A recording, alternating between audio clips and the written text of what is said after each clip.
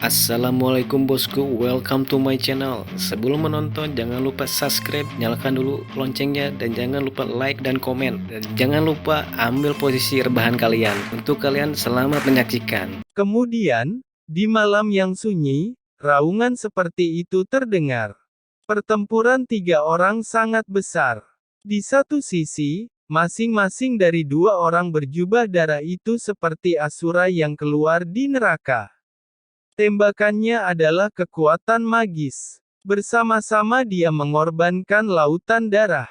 Langit yang bergulung-gulung bergetar dan bergetar. Gunung-gunung tidak mampu menahan tekanan mereka, roboh. Di satu sisi, tubuh Ye Chen bersinar dengan cahaya keemasan, dan tubuhnya seperti dewa emas. Ye Chen memiliki wadah besi di atas kepalanya, mengenakan armor besi surgawi, pedang naga di tangan kiri, cambuk besi di tangan kanan. Untuk mengatakan bahwa lautan bintang emasnya menjadi sedikit berbeda kali ini, ada juga banyak penglihatan yang ditampilkan, naga berputar-putar, Phoenix mendesis, harimau putih mengaum, kura-kura naga bergetar, kirin mengaum, berbagai penglihatan saling terkait, gambarnya indah. Namun, meskipun gambar galaksi emas itu indah, kekuatannya tidak lemah, ia langsung menghancurkan lautan darah manusia berjubah darah, dan bergetar dalam kehampaan. Boom, boom, bang. Segera, perang meningkat, dan darah mulai mengalir, baik emas maupun darah. Ye Chen bertarung melawan dua tahap Heavenly Immortal setengah langkah sendirian, tapi Ye Chen masih berada di atas angin. Di bawah, wanita berpakaian ungu itu tampak terkejut. Qin Yu sang pembunuh dewa, itu benar-benar pantas mendapatkan namanya. Apa? Saat dia terkejut, raungan dua pria berjubah darah terdengar di atas langit. Perawakan mereka memalukan. Mereka terus-menerus diserang Ye Chen. Ye Chen begitu menindas itu memalukan. Sebaliknya, Ye Chen sangat berani, karena tubuh sombong dari tubuh kaisar kuno memungkinkannya untuk menyerang saja. Di akhir perang, kedua kepala itu jatuh ke dalam kehampaan. Satu orang membunuh dua tahap Heavenly Immortal. Wanita berbaju ungu tampak takut akan kekuatan Qin Yu dan kekuatan tempur Ye Chen adalah jauh melampaui harapannya. Kemudian, Ye Chen, yang berlumuran darah, juga turun, meski begitu dikonsumsi karena perang sehingga dia tidak berdiri kokoh ketika dia mendarat, dan hampir jatuh ke tanah. Setelah menstabilkan bentuk tubuhnya, Ye Chen menggelengkan kepalanya dan lalu memasukkan pil ke dalam mulutnya. Setelah itu, Ye Chen mulai meraba-raba tiga orang berjubah darah, tetapi dia tidak pernah melewatkan apapun yang berharga, dan tidak peduli seberapa kecil lalat itu adalah harta. Setelah ketiga orang harta jubah darah dibersihkan, Ye Chen menatap wanita berbaju ungu itu. Namun, yang membuatnya tercengang adalah wanita di berbaju ungu menatapnya dengan waspada. Jika dia tidak terluka terlalu banyak, akan sulit untuk menggerakkan tubuhnya, kalau tidak dia akan melarikan diri saat bertarung. Kenapa ekspresimu begitu? Ye Chen memandang wanita berbaju ungu dengan aneh. Wanita berbaju ungu tidak mengatakan sepatah kata pun, tetapi masih memperhatikan Ye Chen dengan waspada. Wanita berbaju ungu berkata, "Ekspresi apa itu? Seluruh orang Chu tahu bahwa Anda suka menangkap orang. Setelah menangkap akan meminta tebusan. Setelah menerima uang tebusan, tidak akan dibebaskan. Apakah aku harus waspada terhadap orang-orang nakal seperti itu?" Ye Chen berkata, "Aku orang baik, jangan menatapku seperti itu terus, aku sudah menyelamatkanmu, jadi masuk akal, bukan? Mengambil hal kecil itu darimu sebagai hadiah."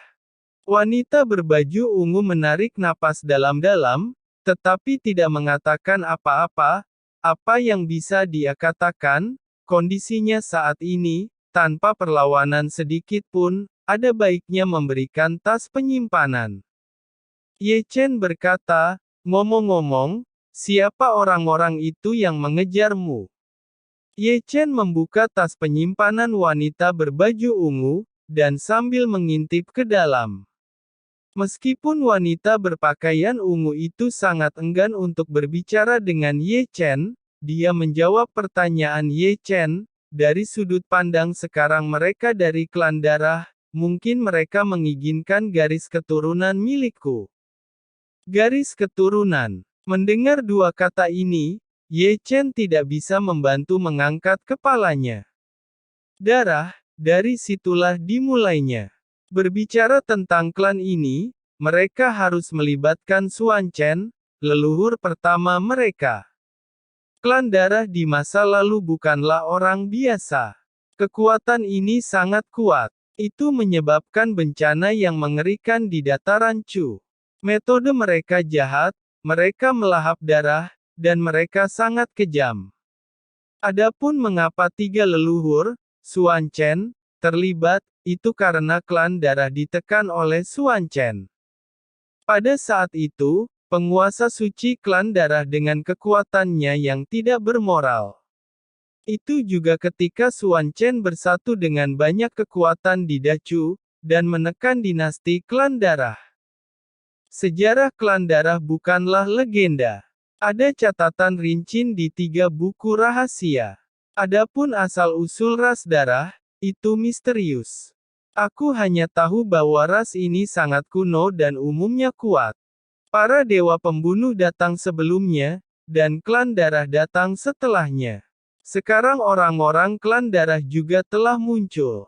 Bagaimana perasaanku bahwa Chu sebesar ini akan membuat kekacauan besar? Ye Chen mengerang dan bergumam. Kekhawatirannya tidak menjadi sasaran. Yan Huang dan dinasti pembunuh telah lama bermusuhan, dan kebencian antara klan darah dan dataran Chu bukanlah lelucon. Kedua kekuatan misterius dan kuat ini muncul kembali, dan mereka jelas merupakan saingan Yan Huang dan Heng Yue di masa depan. Jika itu masalahnya, itu omong kosong. Aku harus segera memegang sekte Heng Yue dengan cepat, dan kemudian menyatukan 3 sekte dan menyatukan Chu Selatan. Ye Chen berpikir sejenak, tidak bisa menahan napas dalam-dalam. Sementara Ye Chen merenung, wanita dengan pakaian ungu di samping menyemburkan darah, dan seluruh tubuh gemetar.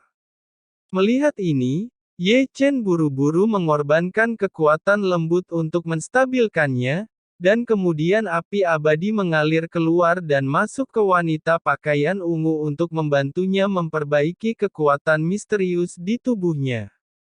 Terima kasih banyak. Wanita berpakaian ungu menarik napas dalam-dalam dan mengucapkan 2 kata ini.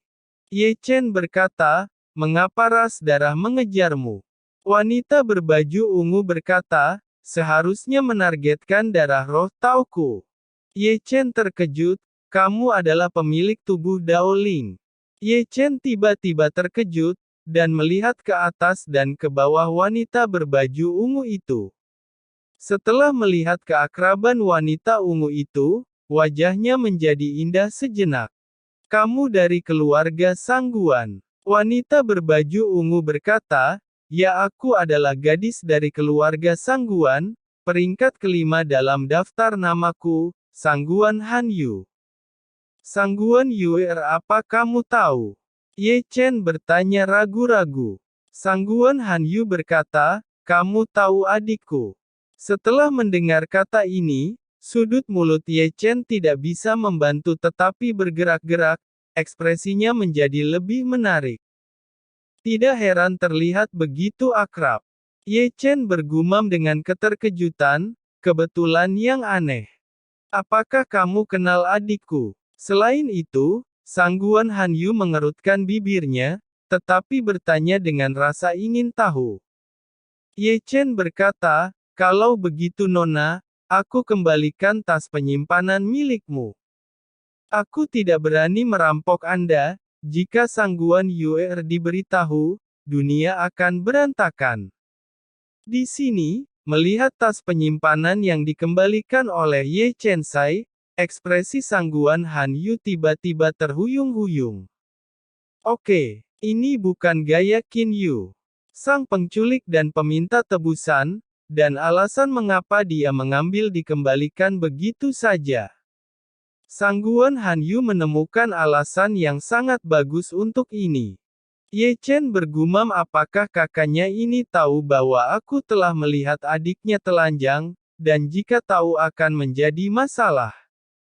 Di sini, Ye Chengan terbatuk, dan telah memulihkan api abadi yang telah menembus ke dalam tubuh Sangguan Han Yu, dan kekuatan misterius yang tersisa di tubuh Sangguan Han Yu juga sangat disempurnakan oleh api abadi. Namun, wajah Sangguan Han Yu masih pucat seperti kertas, napasnya lemah seperti biasanya, dan darah hitam tumpah dari sudut mulutnya. Sebagai tubuh Tao, dia bisa meledakkannya dengan angin sepoi-sepoi. Melihat ini, Ye Chen sedikit mengernyit, samar-samar membuka mata roda abadi, menatap Sangguan Han Yu. Kutukan darah. Segera, Ye Chen bergumam, dengan jelas melihat rune merah tua jauh di alis Sangguan Han Yu. Rune ini menghisap esensi darahnya dan menekan darahnya. Pantas saja dia begitu lemah. Ye Chen sedikit mengernyit. Terima kasih Qin Yu karena telah membantuku. Sangguan Han Yu berkata, lalu berbalik sedikit, tetapi setelah mengambil tidak lebih dari 2 langkah, dia tersandung lagi dan hampir jatuh. Dengan kutukan darah, seberapa jauh kamu bisa pergi? Ye Chen akan memegang Sangguan Han Yu, dan kemudian menggunakan kekuatan lembut untuk memaksa Sangguan Han Yu duduk berlutut. Karena itu adalah saudara perempuan dari Sangguan Yuer, Ye Chen tidak akan membiarkannya mati begitu saja. Meskipun Ye Chen tidak tahu banyak tentang kutukan darah memiliki keterampilan yang sama dengan kutukan penyihir. Kutukan darah di tubuh Sangguan Han Yu jelas bukan kutukan darah biasa. Itu dapat menekan kekuatan darah tubuh Daoling, menghisap esensi darahnya. Ye Chen dengan tegas, dalam beberapa hari jika begini terus, Sangguan Han Yu akan berubah dari tubuh Daoling menjadi tubuh yang tidak berguna. Di antara kata-kata itu, Ye Chen mendekat pada Sangguan Han Yu.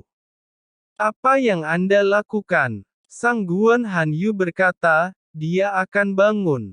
Duduk dan diam. Ye Chen berkata dengan suara yang dalam, sinar api abadi telah memasuki hati Sangguan Han Yu. Meskipun Sangguan Han Yu masih ingin melawan, dia masih duduk di sana dengan tertib. Kata-kata Ye Chen sepertinya penuh dengan sihir, sehingga pada saat ini, dia tidak bisa melakukan perlawanan sedikit pun. Ye Chen berkata, ini akan sangat menyakitkan, bersabarlah. Kata Ye Chen ringan.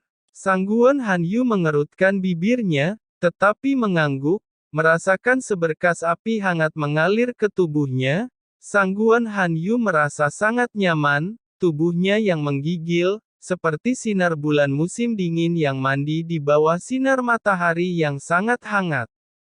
Sanggaun Han Yu bergumam, Qin Yu tidak sekejam dalam rumor. Bergumam, Sangguan Han Yu juga melirik Ye Chen secara tidak sadar.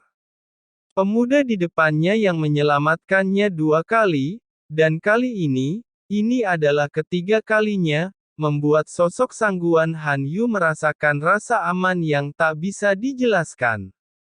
Untuk sesaat, Sangguan Han Yu yaitu ingin melepas topeng Ye Chen dan melihat wajah aslinya. Namun, ide ini hanya sesaat, jika dia berani melakukannya, dia mungkin akan terbunuh detik berikutnya. Sanggaun Han Yu menjerit, segera, dengungan di benaknya mengganggu pikirannya, dan rasa sakit memenuhi seluruh tubuhnya seketika, membuatnya gemetar kesakitan, yang merupakan rasa sakit di jiwanya. Mengapa orang-orang menangkapmu? Ye Chen buru-buru membahas topik untuk mengalihkan perhatian Sangguan Han Yu, karena selain itu, Ye Chen tidak dapat menemukan cara lain untuk menghilangkan rasa sakitnya. Sangguan Han Yu menjawab, mereka sepertinya mengumpulkan darah khusus. Mengetahui niat Ye Chen, Sangguan Han Yu sangat kooperatif. Apa mengumpulkan garis keturunan khusus? Sangguan Han Yu berkata, awalnya, tujuan mereka klan darah adalah tubuh kaisar kuno milikmu, tetapi karena kematianmu, dan beralih tujuan untuk menangkapku. Sangguan Han Yu berkata dengan jujur, kebetulan aku keluar dalam beberapa hari terakhir dan mereka menangkapku. Klan darah ingin menangkapku. Ye Chen mengerutkan kening. Itulah yang mereka katakan. Jadi menurutmu, apa yang mereka lakukan untuk mengumpulkan garis keturunan khusus? Ye Chen bertanya lagi.